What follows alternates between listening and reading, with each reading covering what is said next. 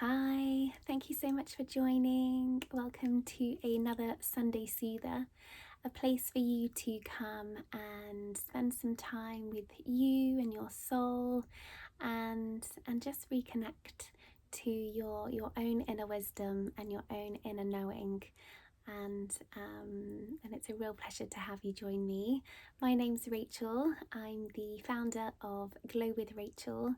It's my spiritual sanctuary that I get to share parts of my soul with you. And Lucy and I, if you've been following us for a little while, Lucy, intuitive therapist, and we created Soul Compass.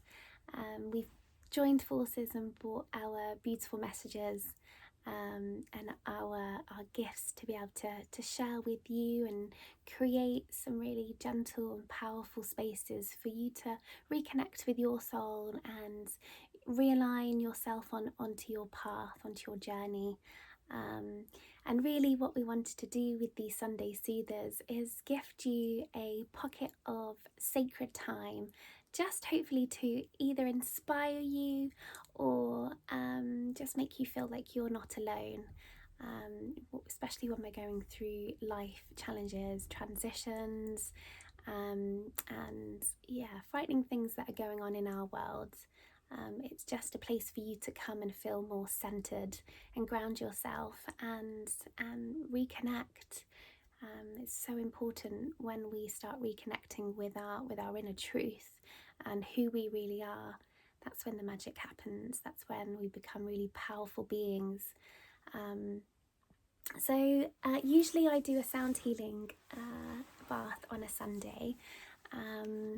I've done a couple of videos where I just chat, and I always feel like I'm not the best chatter, and I don't talk enough, but I think my husband and my friends probably would say that I do a lot of talking. So hopefully you'll stay around. But today I wanted to do something that I haven't done with any of you before, and it was to talk about creating an altar space. And really what drove me here today was I went to this beautiful I did the sound healing. I went to this beautiful Soul Sister circle last night. My beautiful friend Emma Jo, and I'll leave her tagged down below. She runs a soul sister circle on the first Friday of every month, and it's brand new. She only started it last month, so this was the second session. And it's for women who want to connect with like-minded people. And we create an altar space, and we do this all together. So everybody brings something different to add to this real sacred circle that is placed in the center of us, centering us, and also making sure that we're all on equal measures. That, there's no hierarchy when it comes to working in the spiritual sense. We're all seen as souls, and last night was just magic. My other friend Lou, she gave this incredible talk on foraging. She made kombucha, rose hip syrup, an acorn flour. I had no idea that acorns were this magical, but she'd collected all these acorns, and it went through this whole process of boiling the acorns for something like an hour, and then peeling off their outer skin, and then I think she had to boil the contents of the acorn again for like another however long. And eventually through this whole process, it became flour. And she made the most gorgeous biscuits with this acorn flour, and it was really magical. We had people traveling from different counties to come and sit in circle with us, and I did the sound healing excuse me, which I had just the loveliest compliments from the most beautiful souls. And Emma Jo did a meditation, But what really drew me to wanting to talk about an altar space is just how fascinating it was that when women or like-minded souls came together to create beauty, um, and it's the central point of our sessions, and especially when I hold space, I always make an altar. I always offer um, parts of me to the divine, but also with that intention that it would be shared around the group workshop that I'm doing, or the retreat that I'm hosting, or that space that I'm holding. So to me, it's really integral to part of my spiritual practice. And so I just wanted to share with you how simple it could be for you to create that. And perhaps you're already doing it, and you might have some really lovely ideas. So if I haven't covered something, please pop it in the notes below, because I'd love to read all your comments. So yes, that would be really lovely. So I was inspired by our circle last night. So if you aren't already familiar with an altar, which I'm sat in front of mine at the moment, mine's a low-laying, it's actually a blanket box, and I got it off Marketplace for like £20 about a year, maybe 2 years ago now. But I've used it, since then, although I seem to use it more in the winter. I think for me personally, and we can create an altar anywhere. It can be inside our home. Lots of religious practices use, like inside a church or in a mosque. Lots of places have places of worship where they have like a center point. But for me, mine is very much working with Mother Earth. So when it's spring and summer and the weather is just glorious, I create these sacred spaces outside. But when the weather is cooler and wet, which it often is here in England, it's nice to have somewhere that I get to come in and spend some of my time whilst I'm doing my healing practices, or sitting in meditation, or just working with the divine. So it's a dedicated space that you get to create, and it's a spiritual focus of where you get to come and connect in with the angelic realm or the spiritual realm, or working with the plant-based medicines, plant-based Mother Earth items, or flowers, or working with like I've got a pumpkin. Actually, I've got 2 pumpkins on there, so it's calling in whatever you wish to work with, whatever you wish to have on your altar space. So it's a central point for you, and what's really lovely is you get to design it, you get to bring it into fruition, and you get to decide how it gets displayed, because it's yours. It's just your beautiful sacred space that you get to create. So it's a sacred place for you to practice. So whether that's meditation, whether that's you sitting with your ancestors, you wanting some guidance from the divine, it's just a beautiful space that you get to retreat back to. And I think that's really important here. Actually, it is a retreat. It is somewhere safe that you get to come and just allow the day to melt away, and really go in and think about what's important for you. So it's a connection to your higher self. So when you're going in and working with your inner child, your inner mother, your inner father, your higher self, it's a place where you get to come and be held by your own energy, or the energy of the divine. So that's a couple of reasons why we create an altar space, and what it can be used for. So you can really think about it as a workbench for your spiritual practice, like literally a workbench. And yours might be a coffee table, It could be a corner on your bookcase. It could be, it could be something really tiny. It could be the corner of your sideboard, or a window ledge. It can be anything that you wish, and it can be any part of your home that you choose it to be. It could be your bathroom, perhaps, in your bubble baths. That's your favorite sacred time. It could be in your kitchen where you, perhaps you're really witchy and you like making lots of beautiful concoctions and working with the earth. Like my beautiful friend did this week, making our rose hip syrup, which was absolutely divine. So it's your visual temple. So, when we think about religious practices, religious buildings, and they have this central point where they go to worship, well, you get to create this sacred temple inside of your own home. And actually, Lucy and I talk about our heart, our love being our sacred temple. Well, this gets to be a reflection of what's inside our heart.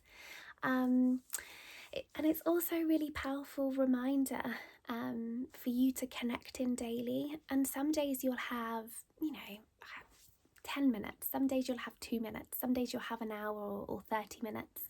But it's a daily reminder that whenever you go past that space, the energy that you've brought into it, you'll be able to reconnect. And even if it's just only momentarily, it's a beautiful reminder that you are held always, and that you've created that space to hold yourself. And also it's used as a bridge. So it's a bridge from us in the 3D to our higher frequencies, the higher vibrations, the divine, the divine realm, the angelic realm. It becomes that bridge from our hearts through our third eyes, through our crowns, and really bringing it into tangible, beautiful spaces that we get to create here in our 3D world. So the core purposes for creating an altar at home include a focus central point, and a place for concentration, a place for contemplation, especially meditation, and really going in and asking ourselves, what do I truly want? What do I believe here? What is a belief that's been put on me by society, by societal concepts? So yeah, it's a real sacred place for you to quieten out all the chaos, all the busy noise, and just be able to be you, to be me, to be us. It's a place of honouring. Many people use photographs of loved ones, of ancestors, of people that are no longer with us, and that's a beautiful place to sit and to be with them in spirit. So a lot of people have photographs on their altar space. It's a beautiful and wonderful and magical place for intention setting. And I like to change my altar. I always change it through the seasons, which is why I have pumpkins. And so you get to create that space and set the intention with whatever energy you want to be working with during that moment in time when you're creating. It might be that you want to create a space to call in more love. So you'd be using lots of rose quartz and perhaps your favourite flowers. And you could use things like essential oils, a candle burner, or a tea light burner with the essential oils at the top. So that's a really nice way to connect in and to set that intention and to manifest and to be working with that. And it really works as an energy amplifier. I know when I do my Reiki self-healing, I feel so much more connected, I mean, energy is everywhere in anything, but I think because we've set the intention, because I've set the intention for it to be really powerful here, when I'm working with the energy or Kundalini energy here, I definitely feel more transcended. So it definitely feels for me, perhaps it's because I'm sat with my crystals as well. I've got my wand, my quartz crystal wand here. Perhaps it's because I'm sitting with different crystals as well. Again, it's all energy, it's all frequency, so it just magnifies that when you start tapping in. And my favorite part is it's a creation of your soul, and whatever I wish and I feel needs to be in this sacred space, I get to decide. And it's not decided on what society thinks is normal or cool or what's in fashion. It's working with my energy, my intuition, and what's really beautiful is that it's working with the seasons as well, if you wish to work with the seasons. So the common elements that you can use when creating an altar space: candles. So I've got just a tiny candle at the moment, but working with candles. I've got the pumpkins at the moment because it's representing autumn. We're obviously in October, so we've got lots and lots of pumpkins out at the moment. I've got the goddess Mother Earth. I've got another goddess here. I've got some beautiful heather that I've had for over a month. Again, that's the earth element. So lots of earth. I've got my crystals. I've got my jasper on there. I have a dish which I may use to fill with moon water if I was doing some manifesting or cleansing of my crystals. I have got some rose quartz crystal mist, which I use before I wish to tap into the divine realms. I've got some oracle cards. I have a beautiful rose. Roses are my favourite flower. Love working with the rose.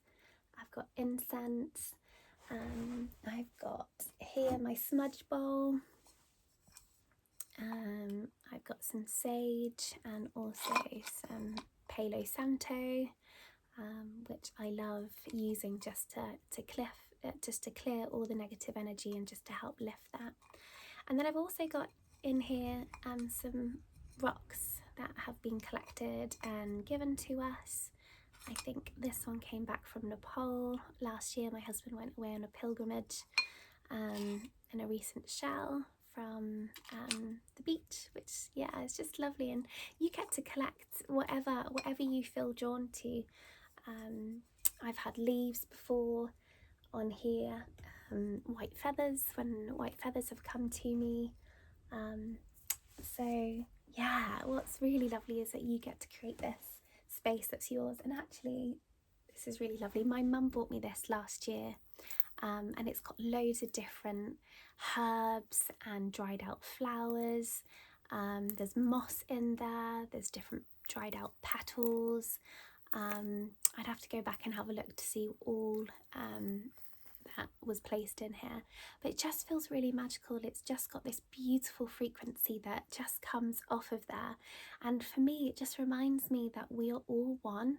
We are all one, and we're all just made from love. And I feel like that's a message in itself, really, that we should see ourselves as love more than perhaps we do currently. So you may wish, I've got the goddesses here, I feel like I've got Mother Earth here, but some people use deities. Previously, before I set this autumnal altar space up, I had a Buddha, I had Ganesh on my altar space, and I had a Thai princess on there. but you could work with whichever deity that you feel drawn to. And what's lovely is you may wish to work with one day, and then the next day you want to change that space and that frequency, and you get to do that, which is just really powerful. So yes, you could work with lots of different goddesses, gods, and obviously using your crystals, and go by what you feel drawn to place on there. You don't need to match in the different colours. You get to create your own space. So it's whatever you want to bring in. So my advice to you, if you are thinking about creating an altar space, is find a location that is relatively quiet, that isn't disturbed. I have dogs. I've got a Labrador and I've got a German Shepherd / Malinois cross breed. So they're quite big dogs with big tails, and this is pretty low down. So I have to be really careful what I leave here. Touch wood, nothing's broken as of yet. But yeah, my advice to you is just be mindful about who can enter that space, and what might get broken. But yeah, so find somewhere that feels relatively quiet, and somewhere that's going to be untouched by other people. And then set your intention. So what is the energy? What is the frequency that you want to be drawing in? So for me, this was very autumnal. I wanted to be working with Mother Earth. And I felt really inspired by our talk, learning all about the foraging yesterday with Lou, that I wanted to bring in some heather, obviously. I didn't forage the pumpkins, unfortunately. I did buy them, but perhaps you've got a lovely cottage or country garden. You've got some pumpkins and some beautiful things that you can bring in from your own garden. So that's obviously deciding what frequency you want to be working with, and then go and gather your items. Find the things that you want to hold in this space, and then rearrange again until the energy feels right for you. If you're anything like me, you'll feng shui everything, so the energy just seems to flow, and if it doesn't feel right, then you'll rejig. So have fun rearranging, and just do it intuitively. I say about the feng shui, for me it feels second nature. However, if there's no one's judging you for how it looks, so if you've got books piled on top of one another, and nothing's organized, it's all just a mix match, that's beautiful, because that's your creation. And don't judge yourself on yours against somebody else's, because it gets to be your own. Go intuitively, work with your own energy, and the energy that you're calling in to create that space. And then really is to use it, and really maintain it, and really put your love into creating and holding that space. Energy does get stagnant. We know this. Dust obviously settles. So just clearing that space on a regular basis and using it, coming and using and putting your energy in there, it makes so much of a difference.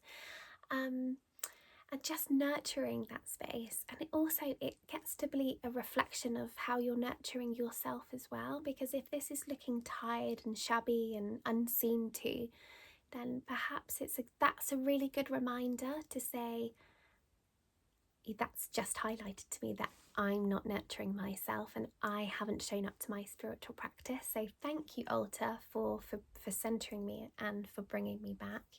And of course, life is busy, so don't be hard on yourself. See it as a lesson, as something teaching you, and as a beautiful reminder to come back in and have your spiritual practice again. So I really hope that helps. So it's a tool, and it's a tool that you get to create.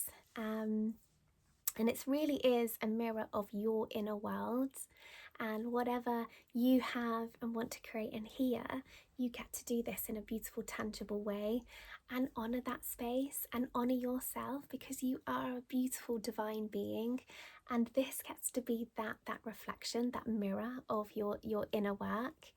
And yeah, it just cultivates a sense of sacred daily life. So it's just that beautiful daily reminder and daily place where you get to come and just spend that time with you and your soul.